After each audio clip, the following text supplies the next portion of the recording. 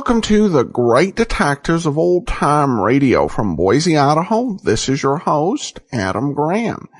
If you have a comment, send it to me, box 13 at greatdetectives.net. Follow us on Twitter at Radio Detectives and become one of our friends on Facebook, facebook.com/Radio Detectives. Well, before we do get started, I do want to remind you the listener support campaign does continue. You can support the show at support.greatdetectives.net.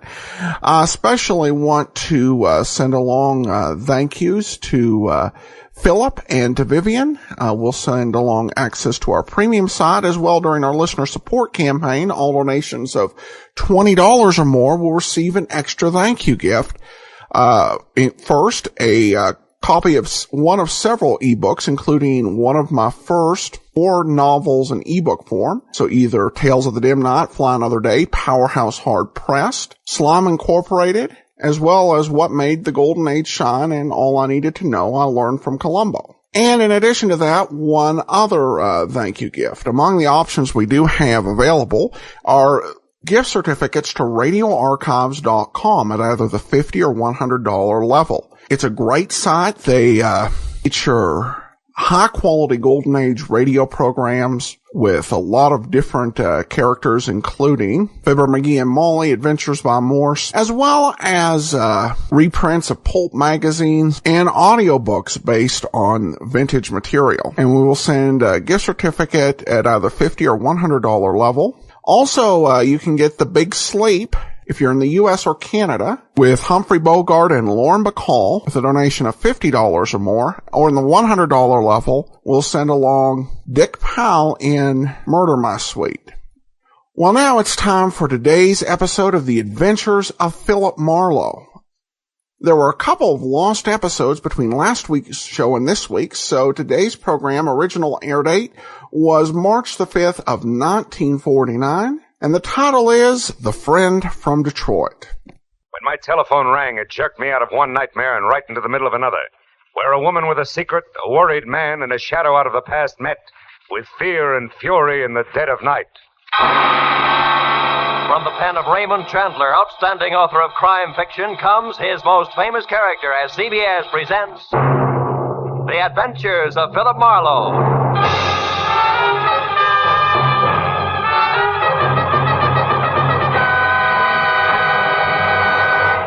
And now, with Gerald Moore, starred as Philip Marlowe, we bring you tonight's exciting story, The Friend from Detroit. There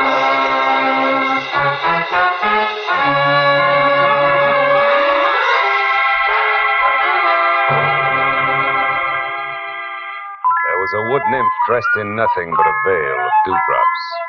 She was pirouetting from one huge bluebell to another on gossamer wings. With every turn, she smiled and came closer. But just as I reached out for a hand, something happened. The bluebells changed into old tomato cans and started to ring. A bandy-legged little man with a jackhammer went to work on my head. I fell over a cliff, and just before I landed on a red-hot pile of broken Scotch bottles... Oh, I woke up. But the jackhammer didn't stop. I switched on the light and looked at my watch. It was 1 in the a.m., and the phone on my bed table was screaming for an answer. Hello? Marlowe, this is Dave. Betty's gone. She's in trouble. You gotta help me, Marlowe. You gotta come over to my apartment right away. Wait a minute. Who is this? Dave Pryor. I run the coffee joint in the corner. You know me. Yeah, sure, Dave. I remember. What's the matter? My wife, Betty, she's gone. You gotta help me. Dave, it's 1 o'clock in the morning. I'm in bed. Besides, you know I don't monkey with family quarrels. It's not like that, Phil. Believe me, I'm scared for her. Phil, please, come over to the apartment. 2,000 Beechwood right away. It's a matter of life. Okay, I'll be there in 10 minutes.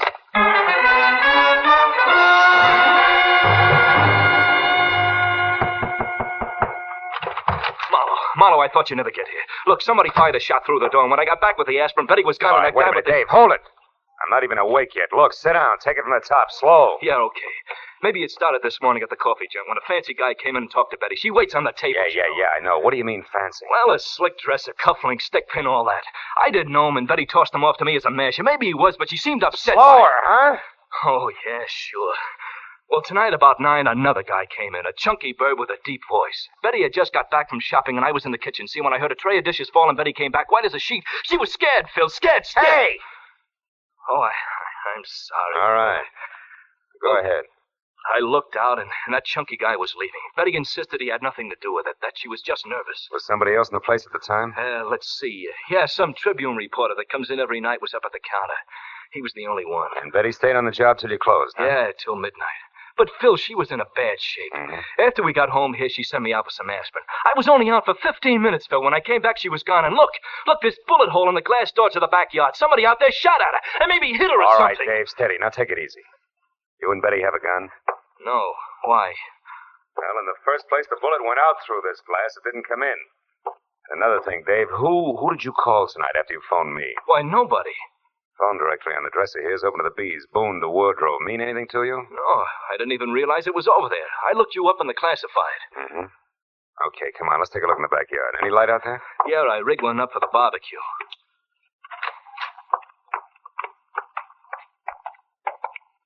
Well, look, Marlowe, there Dave, must take be it something easy. you... Now, we'll straighten this out, believe me.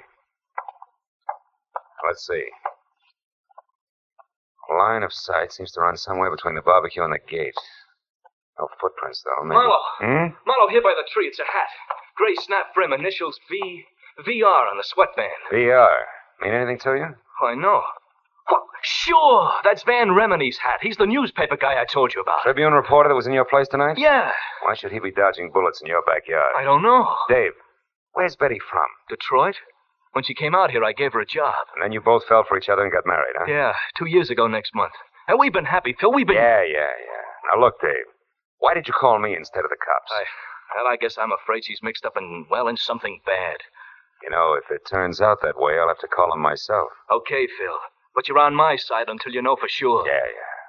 All right, now you stay here close to your phone. Okay. I'll check with you. Right now, I got to get a line on a bare-headed reporter. He can get us started if he hasn't lost anything more than his hat when I find him. So long, Dave.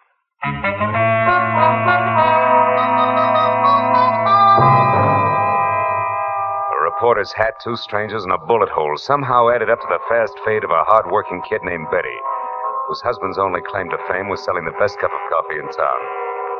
It made no sense, but as I walked up the street toward my car, I figured that through Van Remini, I could get to the first answer. I was wrong. The first answer got to me. A thick hedge suddenly sprouted arms. One jerked me around while the other held the cold throat of a .45 against my throat. Your car registration tag says your name is Philip Marlowe. No kidding. How do you suppose that happened? But it doesn't mention your racket.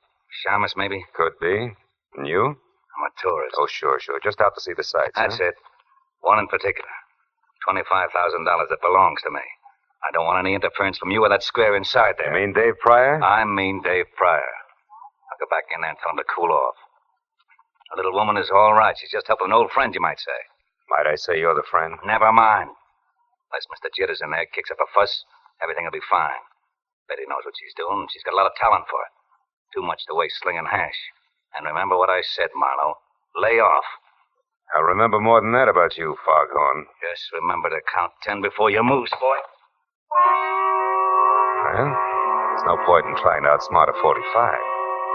And with 3 steps, Foghorn vanished in the night. Also gone was a big chunk of my respect for a doll named Betty Pryor and her taste in old friends. Just so I wasn't jumping to conclusions, I went to my car and drove down to Hollywood Boulevard. At the first all-night gas station, I stopped and put in a call to the Tribune.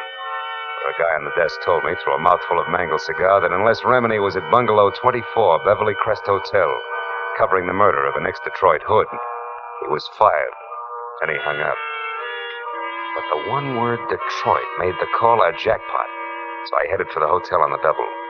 It was pink and Spanish and squatted in a grove of well-behaved palm trees at the edge of a domesticated jungle, which gave the illusion of privacy to a string of bungalows that weren't. But number 24 had all the privacy of a glass-faced cutaway beehive when I pulled up in the middle of 2 squad cars and an ambulance and went inside. Sprawled on the floor in front of a desk was the very well-dressed Exhibit A, complete with cufflinks and stickpin, and presiding as usual was Detective Lieutenant Ibarra, who didn't see me until I walked up beside him. What are you doing here, Marlowe? I can smell blood clear across town. What's the story, Ibarra? The name is Spec Willard, a gambler from Detroit. Retired out here to California a few years back to play horses and women. He was shot to death at about 8 o'clock tonight by a person or persons unknown. Another gang job? No, I don't think so. Looks more like armed robbery that got out of hand. How so? We found a currency wrapper from a local bank that read $25,000 in an open drawer in the bedroom. And one of the bellhops saw a woman, unidentified so far, run out of here about the time the coroner says that Willard was shot. A woman? Yeah, that fits because he was known to be quite a nightclubber and general playboy. You wouldn't happen to know something about this woman, would you, Marlowe? Me? Certainly not. No, I'm after a man, a live one, I hope. Mm-hmm. Well, look, Marlowe, take this nickel. In case you should just happen to hear something, I want you to spend that on a phone call to the police department. Now, who is it you're looking for? A Tribune reporter named Van Remini, you know him? Unfortunately, that's him over there, the sticky-fingered one by the window, swiping that book of matches just now, the one without a hat. Oh, yeah, I know. Thanks, Lieutenant. I'll see you. Hey, Remini, can I talk to you a minute? Sure. What's on your mind? I'm Philip Marlowe, private detective. Don't apologize. What's up, Marlowe? Know a girl named Betty Pryor? Pryor? Mm-hmm, yeah. Yeah. She and her husband run a one-arm joint on Franklin, don't they? That's right, Remini. I understand Betty got into a little trouble tonight. Heard about it? Nope. Wouldn't worry, though. Trouble's not new to Betty. Yeah, that's one popular school of thought. Incidentally, you seem to be going a long ways out of your way on this run-of-the-mill murder story, Remini. You're taking a long way around to the point, pal. Get with it. I'm in a hurry. Okay, pal. But keep it under your hat, won't you? A gray one, I mean. Oh, so that's how Yeah, that's the way it is. Yeah. Now, do you mind telling me what you saw in Pryor's backyard tonight? You name it. Shall I play dumb or lie? Suit yourself. See, my press card's just as good as your license, sweetheart. It gets me in, gets me out again. In my dodge, that's called reporting. Remini, I'll squeeze the truth out of you eventually. Sorry, I can't wait. Got a deadline. Anything else? Yeah, one thing, a match. Yeah, sure, Marlowe. Anytime. Thanks. And, Remini. Yeah? Don't hang on too long, huh? Liable to singe your pinkies. The reporter blew out the match and looked at me steadily for a moment. And his lips shaped a word I ignored. Then he walked away. I had seen enough of the book of matches he'd stolen to know it was from his darkest room, a glossy, glass-roofed dine, dance, and drink emporium near Arthur Murray's studio on Wilshire Boulevard. So I made like I was in for the night and watched Remini leave. All the way to his car, he kept looking back over his shoulder as if he expected to be followed. I waited till he was out of sight, and then I headed for Wilshire in the darkest room. But when I got there, it was closed. Remini's car wasn't in the neighborhood, and the only thing that kept the trip from being a total loss was a spotlighted picture. 10 feet square of a sultry, svelte chanteuse labeled Carla Gordon. Whose come-on-in smile and almost costume was a cinch to increase the accident rate of the block by 20%. But then I took another look at her name and got back to business. It started with a B, as in phone book, open to Boone and Bordeaux. I found a directory, got it open to Boone and Bordeaux, and halfway down the page was Borden, Carla, 2840 North Lucerne. It took 10 minutes to get there and 2 more to find out that she had an apartment, number 17, at the end of the first floor hall. The door was open and I started for it, but ducked back close to the elevator when a woman came out and ran down the corridor toward me. It was Betty Pryor. Hold it, Betty, whoa! What? Mr. Marlowe, what are you... Never mind the stall, Betty. I've been in a long time. Why, I don't know what you're talking Now, look, about. you left a pretty worried guy at home. Dave, he send you after me. That's right. Why can't you fools leave me alone? Why does he have to be so stupid? Hey, you've got a few ideas mixed up, kid. Oh, sure, I'm wrong.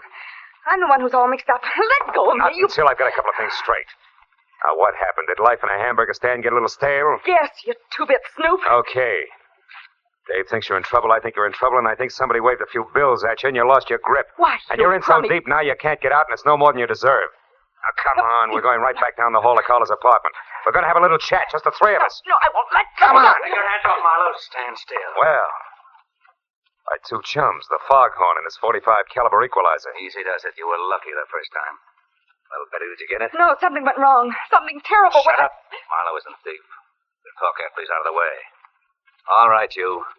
Get in that elevator, chum. And we'll wait right here to see you leave. Get on. That .45 makes you awful brave, chum. This way we don't offend a lady by being uncouth. You get a chance to go up in the world. Just put your finger on the button.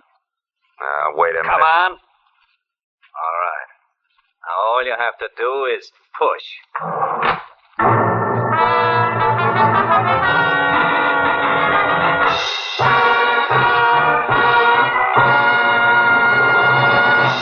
In just a moment, we will return to the second act of The Adventures of Philip Marlowe. But first, the most famous neighbors in radio, the Ronald Colemans, will pay Jack Benny a visit again tomorrow as CBS's great Sunday night gets underway with another star-studded group of famous entertainers. Amos and Andy, Lum and Abner, Eve Arden as the gay schoolmistress, our Miss Brooks, and Helen Hayes as a hillbilly. These are only 4 more of the 10 great entertainments which will come your way tomorrow night. Go visiting with the Colemans on all of these same stations on The Jack Benny Show, and hear the rest of CBS's great Sunday Night 10 as they come one by one over most of these stations. And now, with our star, Gerald Moore, we return to the second act of Philip Marlowe and tonight's story, The Friend from Detroit.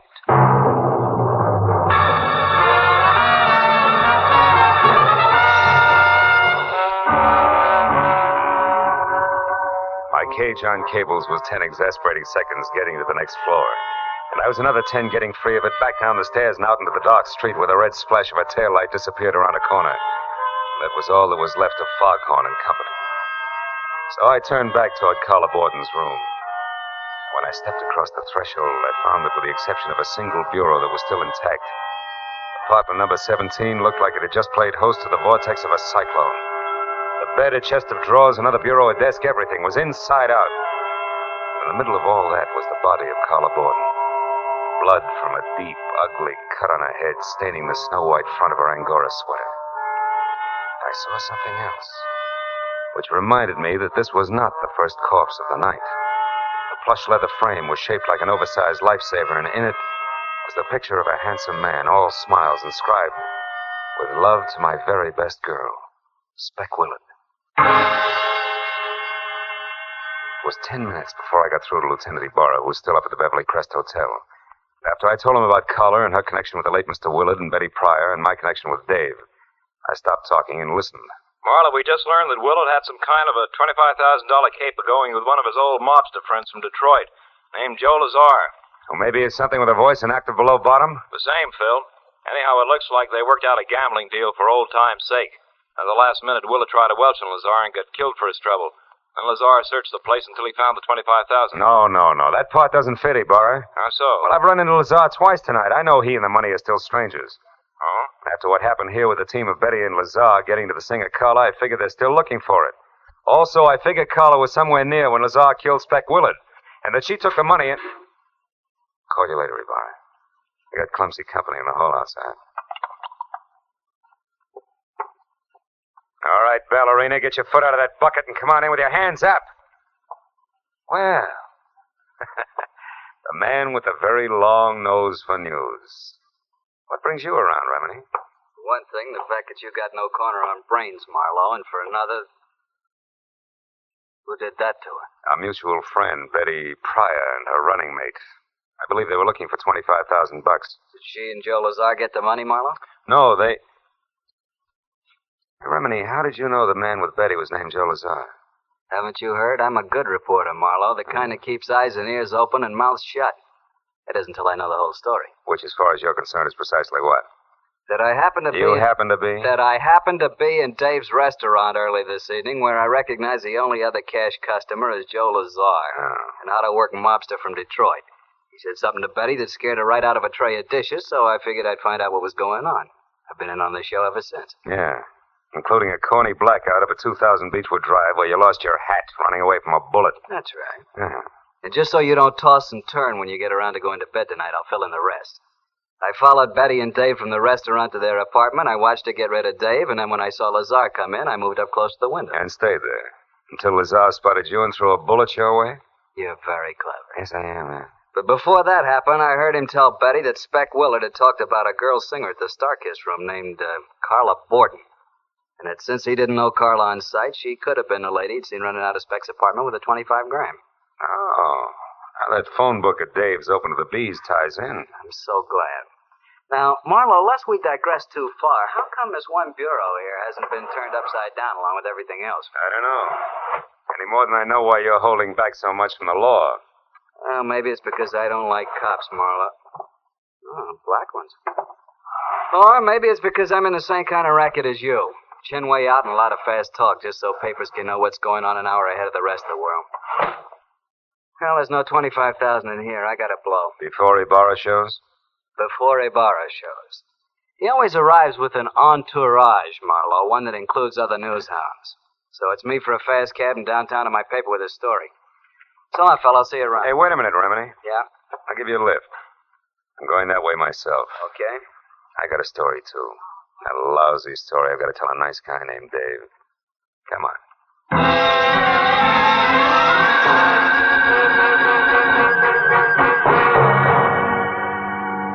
All the time we drove, Remini half-faced me and smoked one cigarette after another while he rattled on about Joe Lazar.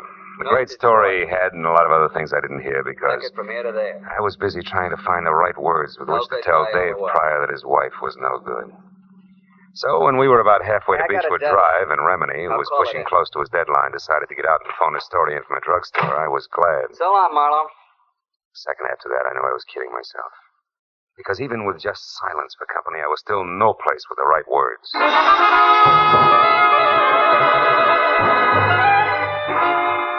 10 minutes later, when I stood in front of Dave on the steps to his house and stammered out the facts just as I had run across them, I forgot about words, right or wrong.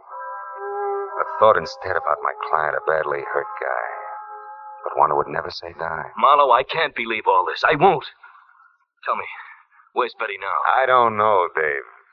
Now, look, maybe we ought to head for police headquarters because sooner or later we're each going to have a story to tell Lieutenant Ibarra. Come on, my car's over here. Okay, Phil. I guess that's the only thing to do, all right. Yeah, I guess so. Here. Better have a cigarette, Davey. Oh, thanks. Kid, we'll try to make this as painless as we... As we what, Marlowe? What is it? Hmm? What are you staring at? Front seat. But I don't see anything, Phil. What is it? What are you staring Dave, shut up. Give me a minute, will you? Yeah, sure. Come on, Dave, pile in. But why, Marlowe? Where are we going? Starkist room to play a long shot. Slapped my foot down hard on the accelerator and kept it that way right through a string of I didn't care what color traffic lights until 5 minutes later when we screeched to a stop away from the side entrance to the Starkist room. I left Dave in the front seat, piled out fast, and ran a dozen yards to an abrupt halt. At the sight of something that turned the long shot I was playing into an odds-on favorite. It was the stage entrance door, open a couple of inches, and in front of that, and unconscious on the hard sidewalk where he'd fallen, was the clad in blue form of a private patrolman. His pistol holster conspicuously empty.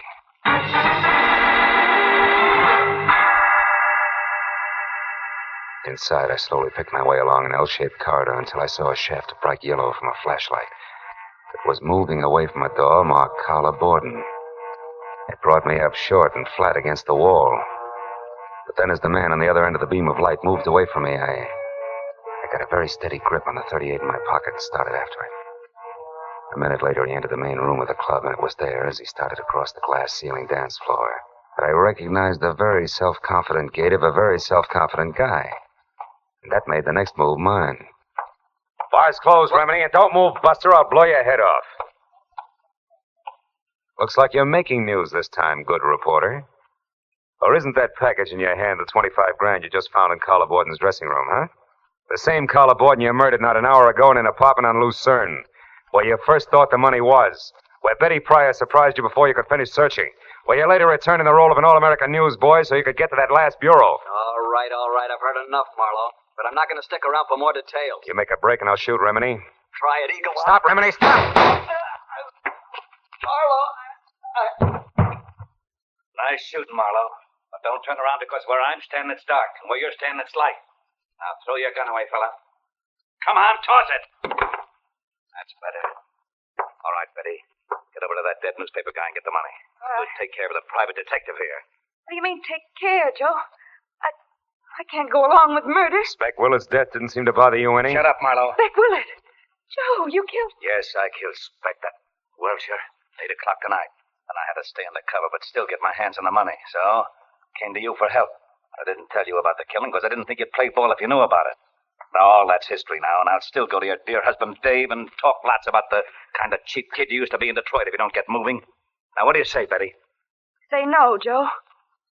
I also say I made a mistake in the first place, letting you use me to run your filthy errands, just so the guy I love wouldn't have to know about the kind of people I once ran around with, before I had any brains. All right. That's the dumb way you want it. That's the dumb way it'll be. Taking care of two of you isn't much harder than taking care of one. What about three, Lazar? Dave, stay back! No, Marlowe, no. I've stayed back too long already. I've stayed back while Betty has been risking her life to protect what we've got. If you take another step, I'll shoot, kid. I warned you for the last time. Stay back! No, Lazar, I won't. You thinking scum, Lazar? Oh, Dave, you're hit. Yeah.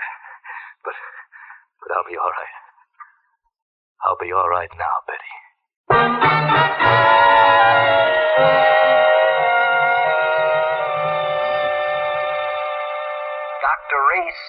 Dr. Reese, please report to surgery. Well, Mrs. Pryor, Dr. Reese, Marlowe, the please doctor says report Dave's to going to be surgery. fine in a couple of days. Yeah.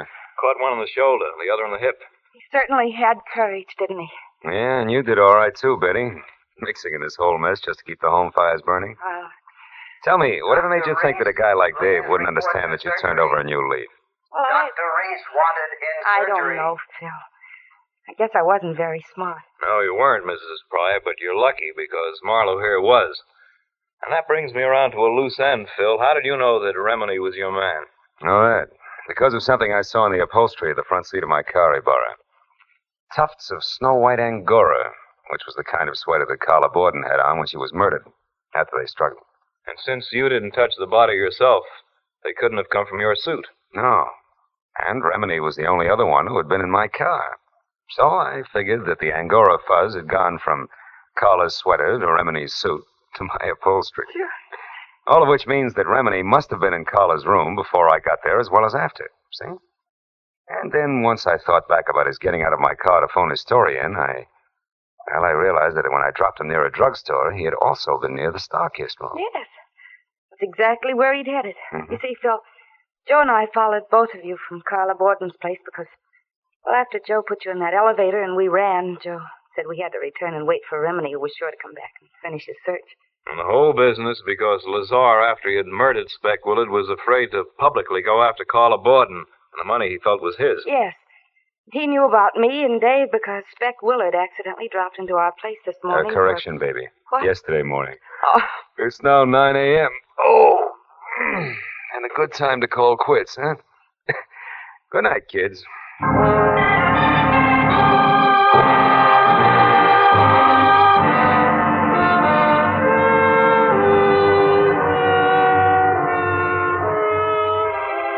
Well, by the time I got back to my apartment on Franklin, it was 10:30 in the too bright morning. I was sporting sandpaper eyelids and a knot in the small of my back that felt like a wet dish rag. Oh, but once I had all the shades down and was undressed and in bed, I forgot about that. And I thought instead of the wood nymph dressed in nothing, with a veil of dewdrops. But then suddenly I stopped. The telephone. I got out of bed. I picked it up with both hands, opened the dresser drawer, and jammed it deep under all the socks I owned. And then I got back to bed. And the wood nymph, in her veil of dewdrops, she was pirouetting from one huge bluebell to another. Oh, my.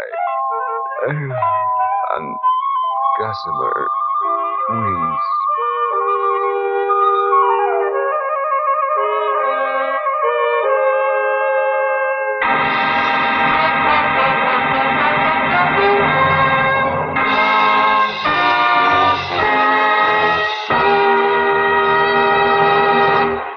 The Adventures of Philip Marlowe, created by Raymond Chandler, stars Gerald Moore, and is produced and directed by Norman MacDonald.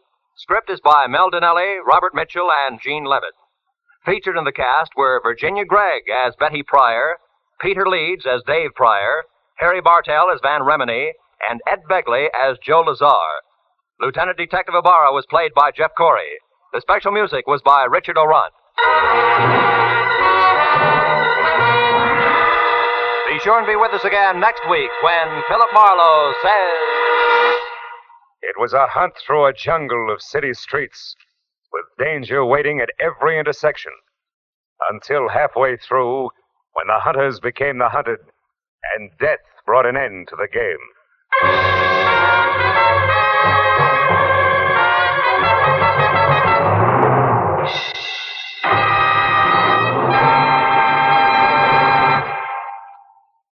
The Colemans visiting Jack Benny, plus Amos and Andy, Eve Arden, and Helen Hayes as a hillbilly.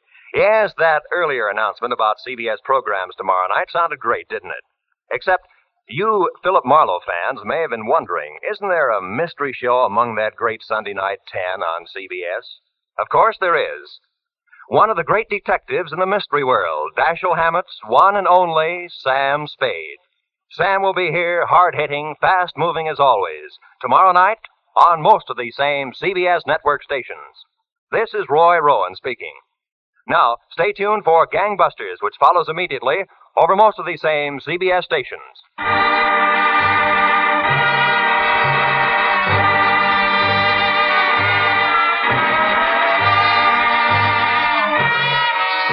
This is CBS, the Columbia Broadcasting System.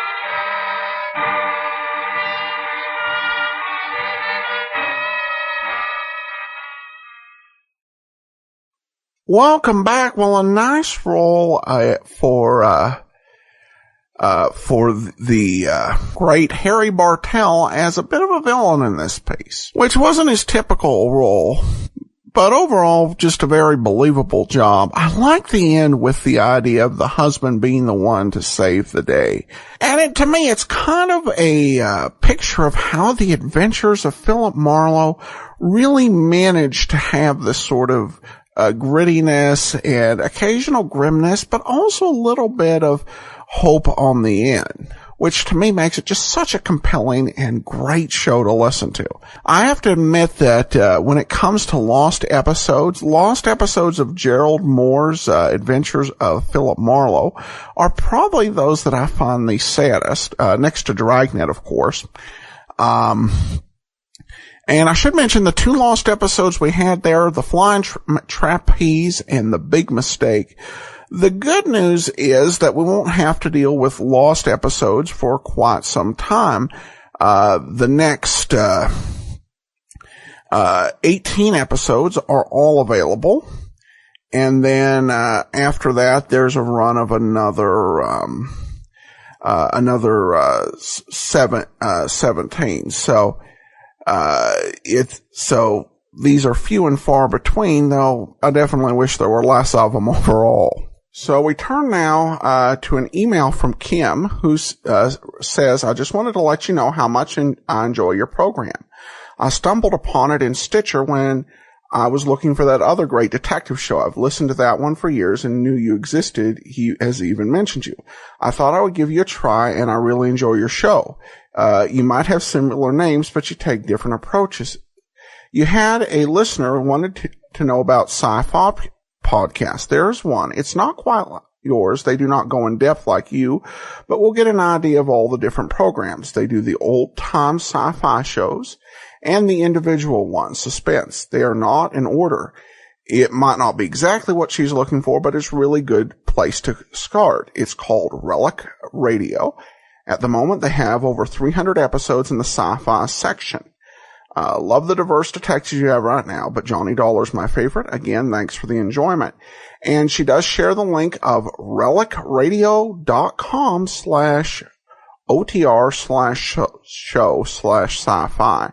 Well, thanks so much, Kim, for sharing. And just go to relicradio.com and find out if that's something to your liking. It would be hard to do a show like Great Detectives of Old Time Radio just because you did not really have the continuing shows in the science fiction genre with the same characters unless you were dealing with the juveniles shows like Flash Gordon. But I hope that will at least whet listeners' appetites on that point.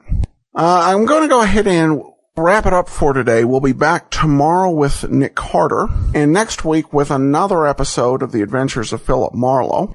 I do want to remind you to support the listener support campaign, support.greatdetectives.net. Among the items we do have there at the $50 level, we have a couple of fairly enjoyable Doctor Who serials. These were the soundtracks for television episodes that were lost. And we have William Hartnell in Marco Polo and Patrick Troughton in Evil of the Daleks, and we'll send you your choice for a donation of $50 or more. There are other options available. You can check them all out at support.greatdetectives.net. In the meantime, follow us on Twitter at Radio Detectives and become one of our friends on Facebook, facebook.com/Radio Detectives. From Boise, Idaho, this is your host, Adam Graham, signing off.